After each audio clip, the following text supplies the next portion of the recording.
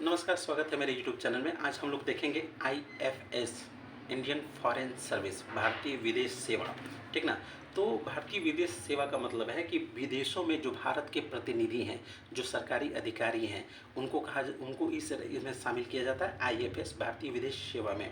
तो दो प्रकार की चीज़ें हैं, एक होता है एम्बेसी, एक होता है हाई कमिश्नर। जैसे जो देश ब्रिटेन के उपनिवेश रहे हैं, और जैसे ब्रिटेन लंदन में हमारा एक एम्बेसी है। ठीक, एम्बेसी नहीं कहेंगे, हाई कमिश्नर कहेंगे। और अगर अमेरिका में एम्बेसी है, राजदूतावास है, तो उसको एम्बेसी कहेंगे, क्योंकि ब्रिटेन जो है राष्ट्रमंडल देशों के अंतर्गत आता है। ठीक ना, इस चीज़ को ध्यान में रखिएगा। अब यहाँ पे देखेंगे कि जो IFS अधिकारी होते हैं, उसके लिए सबसे पहले तो UPSC का सिविल सर्विस एग्जाम है, उसे क्वालिफाई करना पड़ेगा।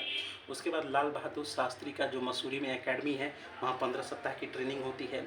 उसके बाद सुषमा स्वराज विदेशी जो संस्थान है, प्रशिक्षण संस्थान, वहाँ पे आपको तमाम चीज़ों की पढ़ाई कराई जाती है, खासकर इंटरनेशनल थ्योरी के बारे में, इंटरनेशनल रिलेशंस थ्योरी के बारे में, ट्रेड के बारे में, इंटरनेशनल लॉ के बारे में, डिप्लोमेटिक प्रैक्टिस क्या होती है उसके बारे में, हॉस्पिटैलिटी का मतलब होता है अतिथि सत्कार, इसके बारे में, प्रोटोकॉल के बारे में बहुत अच्छी तरह से, और प्रोटोकॉल एडमिनिस्ट्रेशन के बारे में बहुत अच्छी तरह से बताई जाती है। देखिए, IFS का बहुत ही जिम्मेदारी भरा काम होता है, बहुत ही जिम्मेदारी।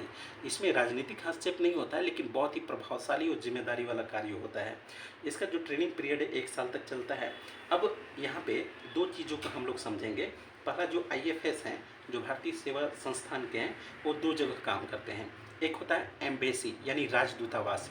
जैसे भारत का राजदूतावास अमेरिका में है, या अमेरिका का राजदूतावास भारत में है। ठीक ना। तो एम्बेसी वाला जॉब होता है। दूसरा होता है MEA, ministry of external affairs, ये भारत में होता है, यहाँ पे ये काम होता है। ठीक है। अब यहाँ पे देखिए, अधिकांश जो भारतीय सेवा विदेश सेवा के जो अधिकारी हैं, वो भारत में लगभग MEA, ministry of external affairs में करीब 1/3 अपना कैरियर का जो समय है यहाँ पे गुजारते हैं। इनके जो कार्य होते हैं, विदेशों में रह रहे जो लोग हैं, जो भारत के लोग हैं, जो विदेश में गए हैं, कमाने गए हैं, पढ़ने गए हैं, उनकी समस्याओं को दूर करना इनका प्रमुख कार्य होता है।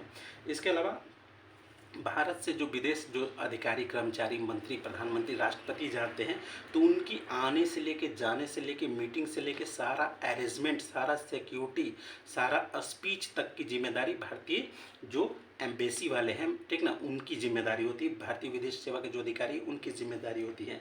इसके अलावा उस देश की, माने मान लीजिए भारत का इंग्लैंड में है, कनाडा में है, तो कनाडा में जो भारत की एम्बेसी है, उस देश की क्या सोच है भारत के प्रति, ठीक ना, उस देश का विकास कैसे हो रहा है, क्या हम अपने देश के लिए क्या उससे बेनिफिट ले सकते हैं, इन सारी चीज़ों की जो रिपोर्ट है, वो कहाँ देती है?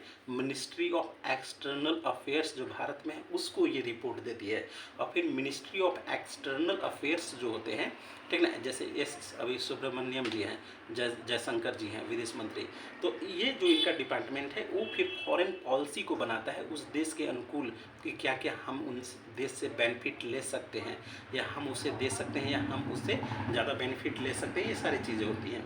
अब एम्बेसी से आए जितने भी डेलीगेट्स हैं, ठीक ना, उनको भी ये प्रोटोकॉल देना, ये सारे काम करता है।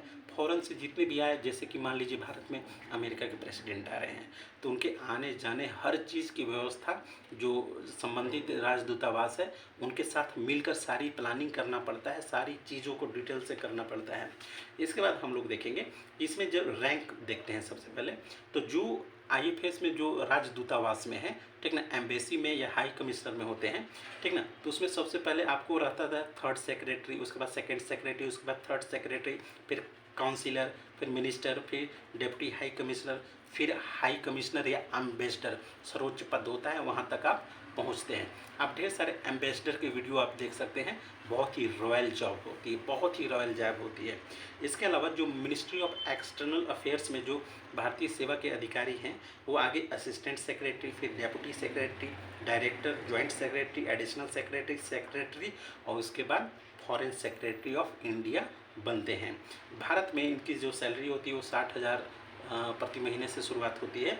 लेकिन अगर आप विदेश में रहते हैं, तो यही चीज़ 3 से 4 लाख रुपए प्रति महीना, गाड़ी, घर, सारी सुविधाएं, के साथ बच्चों का एजुकेशन महंगे से महंगे स्कूल में, ठीक ना, ये सारे फैसिलिटी मिलती हैं।